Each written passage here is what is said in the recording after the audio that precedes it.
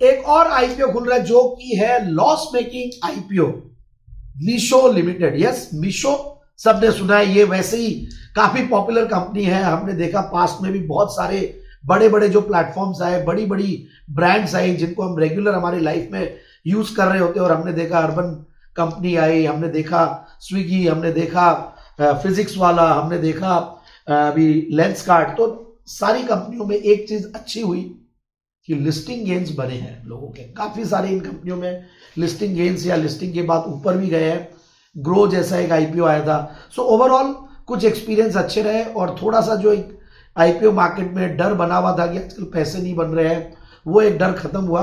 और अब मीशो लिमिटेड की भी डीप डाइव काफी करनी पड़ती है। जो भी कंपनी लॉस मेकिंग होती है, जहां पे P multiples, price to book value multiples या ईवी बाई इबिटा बहुत इजीली नहीं देख पाते हैं, पेग रेशियोज, तो फिर हमें बहुत ज्यादा डीप डाइव करके पीयर कंपैरिजंस करने पड़ते हैं। अनलिस्टेड स्पेस में भी इनके जो पीयर्स होते हैं उनसे देखना पड़ता है। और ये कंपनी भी स्टार्टअप स्पेस की है, प्लेटफॉर्म वाली बिजनेस में है।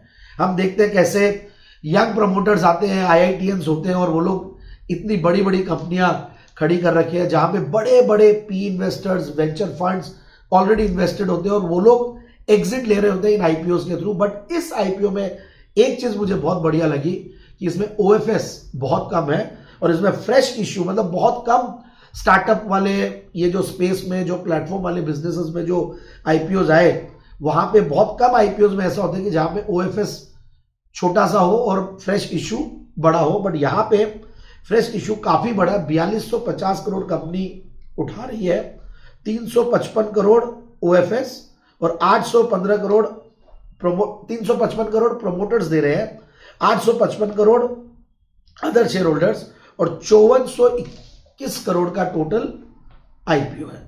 तो पोस्ट लिस्टिंग जो मार्केट कैप अभी के भाव से होती है वो करीब 50,000 करोड़ की कंपनी होती है। और हमने देखा इसमें बहुत सारी चीजें भी पॉजिटिव्स है, ऐसा नहीं कि पॉजिटिव्स नहीं है।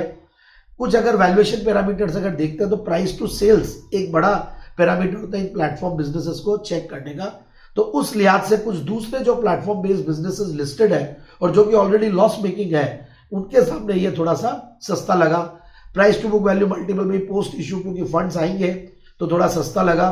फिर पिछले 3 साल में, 4 साल में रेगुलरली जो कंपनी की ग्रोथ आ रही है 25 से 30%, 35% के लगभग आ रही है, रेवेन्यू में ग्रोथ आ रही है। पैट में इनफैक्ट ऊपर नीचे हो रहा है, पिछले साल बड़ा लॉस था बट आगे अब देखने को मिलेगा कि जो अगर पीयर्स के साथ कंपेयर करते हैं तो थोड़ा बढ़िया लग रहा है, एक अच्छी ब्रांड है। और देखिए कंपनी अब करती क्या है, पहले उसके ऊपर भी हम बात करेंगे। तो ये मल्टी साइडेड टेक्नोलॉजी प्लेटफॉर्म है जो कि ई कॉमर्स ड्राइव करती है और अलग अलग 4 स्टेक होल्डर्स को ये कनेक्ट करती है, जिसमें से consumers, sellers, logistics partners and content creators. और बहुत बढ़िया बात यह है कि 2 टाइप के बिजनेस सेगमेंट्स है जिससे ये रेवेन्यूज कमाती है।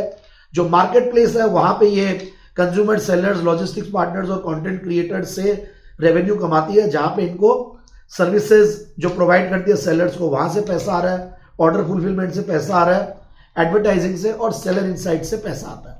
और कुछ नए इनिशिएटिव्स ले रही है जहां पे ये लो कॉस्ट लोकल लॉजिस्टिक्स का नेटवर्क बना रही है फॉर डेली एसेंशियल्स।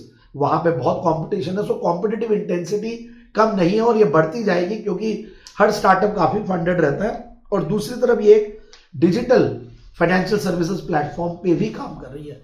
तो ये सारी चीजें हैं, अब देखते हैं किस तरीके से आगे पैन आउट होता है, रेवेन्यूज कैसे बढ़ते हैं और लॉसेस कैसे कम हो गए, कब प्रॉफिट में आती है कंपनी, वो एक अलग है।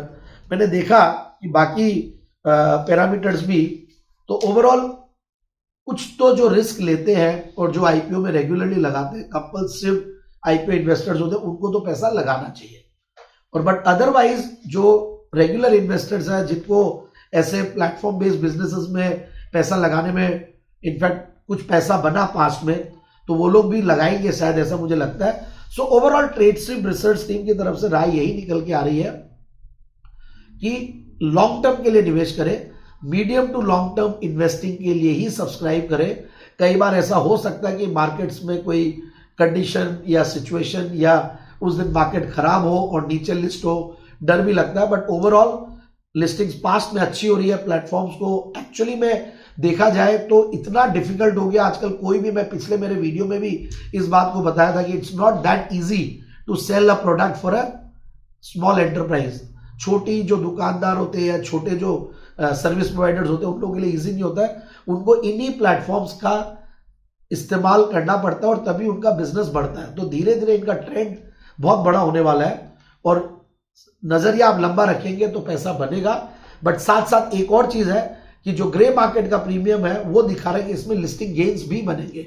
सो बेसिकली जो कंपल्सिव आईपीओ इन्वेस्टर्स है, हाई रिस्क टेकर्स है, वो इसमें लिस्टिंग गेन्स के लिए और लॉन्ग टर्म इन्वेस्टिंग के लिए पैसा लगाएं। और कुछ लोग जो अगर लंबे निवेशित रह सकते हैं तो वो लॉन्ग टर्म इन्वेस्टिंग के लिए सब्सक्राइब करें। Thank you.